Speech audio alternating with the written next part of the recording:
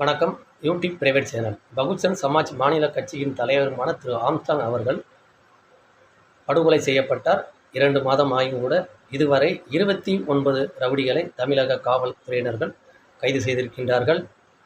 இதில் 7 வழக்கறிஞர்கள் இதனுள் ரவுடிகளாக இருக்கின்றார்கள். 2 பெண் ரவுடிகள் இதனுள் இருக்கின்றார்கள்.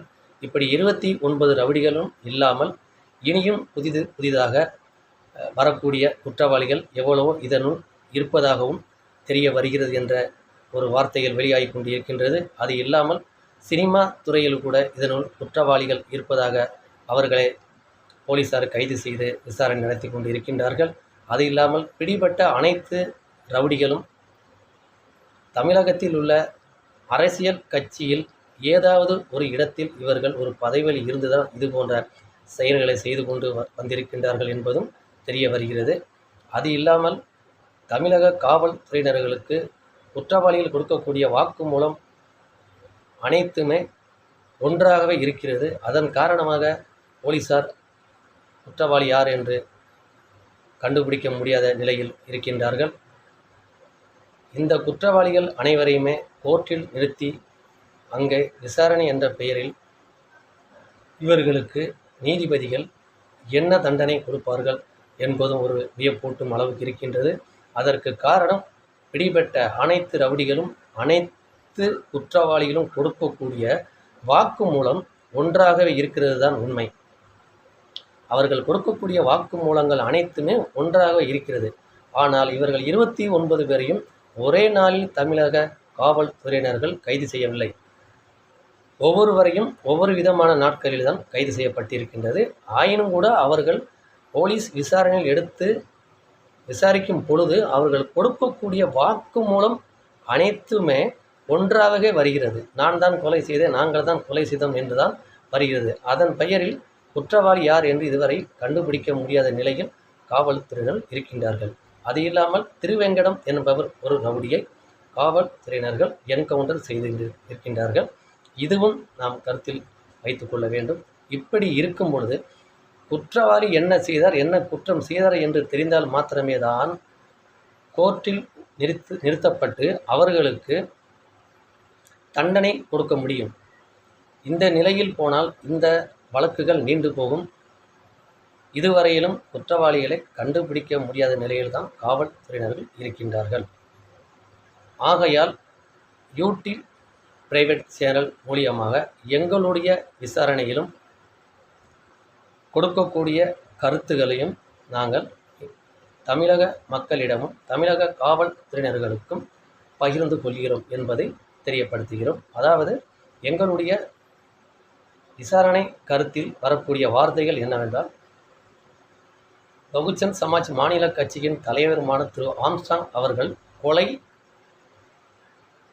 செய்வதற்கு முன்னால், அதாவது ஆம்ஸ்ட்ராங் அவர்களை கொலை செய்வதற்கே முன்னால் அவர்கள் சென்னையில் உள்ள அனைத்து ரவுடிகளுமே ஒன்று சேர்ந்து அவர்கள் எடுத்த ஒரு முடிவுதான் இன்று கைது செய்யப்பட்ட அனைத்து ரவுடிகளும் கொடுக்கக்கூடிய வாக்குமூலமாக இருக்கும் என்றுதான் எங்களுடைய கருத்தை இப்போ நாங்கள் வெளிப்படுத்துகிறோம். அதாவது அவர்கள் கொலை செய்வதற்கு முன்னாலே இவர்கள் தீட்டிய ஒரு திட்டம்தான் இந்த நாங்கள் கொலை செய்தோம், நான் தான் கொலை செய்தேன், எங்களுக்கு இவர் தடையூறாக இருந்தார், ஆகையால் நாங்கள் அவரை கொலை செய்தோம் என்ற ஒவ்வொரு ரவுடிகளும் ஒவ்வொரு கோணத்தில் சொல்லி வருவதை பார்த்தால் இந்த கேஸில் யாருக்கு தண்டனை கொடுக்க முடியும்?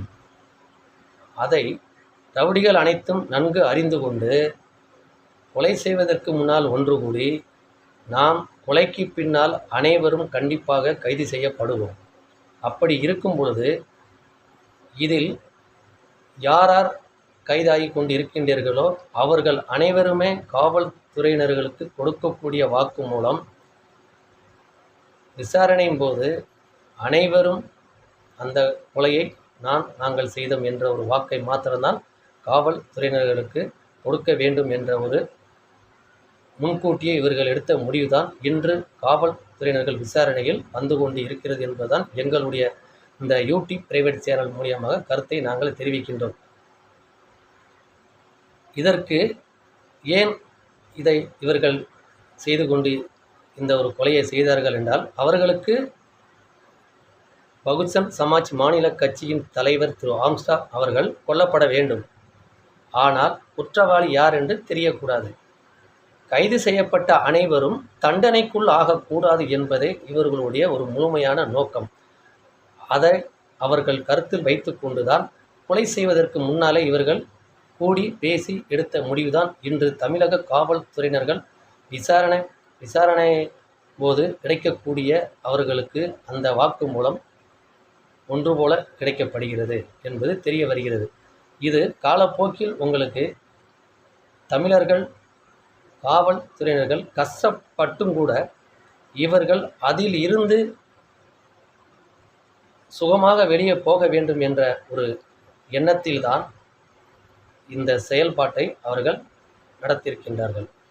அதுபோல் இதில் காவல்துறையினர்களால் என்கவுண்டர் செய்யப்பட்ட திருவேங்கடம் என்பவர் அவர் இப்போ என்கவுண்டர் செய்யப்பட்டிருக்கின்றார்.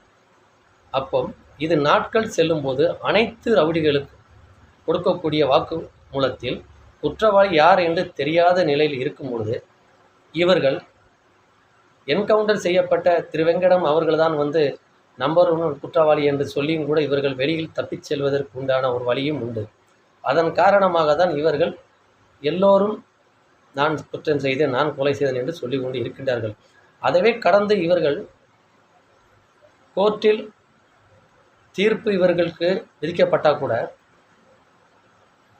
இவர்கள் அனைவருக்கும் ஒரே தண்டனையை கொடுக்க முடியாது என்பதும் இதனுள் இருக்கின்றது. அப்படி இருக்கும்போது அவர்கள் மிக எளிமையாக இந்த வழக்கில் இருந்து நான் குற்றமற்றவன் என்று அவர்கள் வெளியே வருவதற்கு உண்டான வழிகளும் இதனுள் இருக்கின்றது என்பதை தமிழக மக்களுக்கும் தமிழக காவல்துறையினர்களுக்கும் Akash RVM YouTube private channel மூலியமாக எங்களுடைய வாய் வார்த்தையை வெளிப்படுத்துகிறோம்.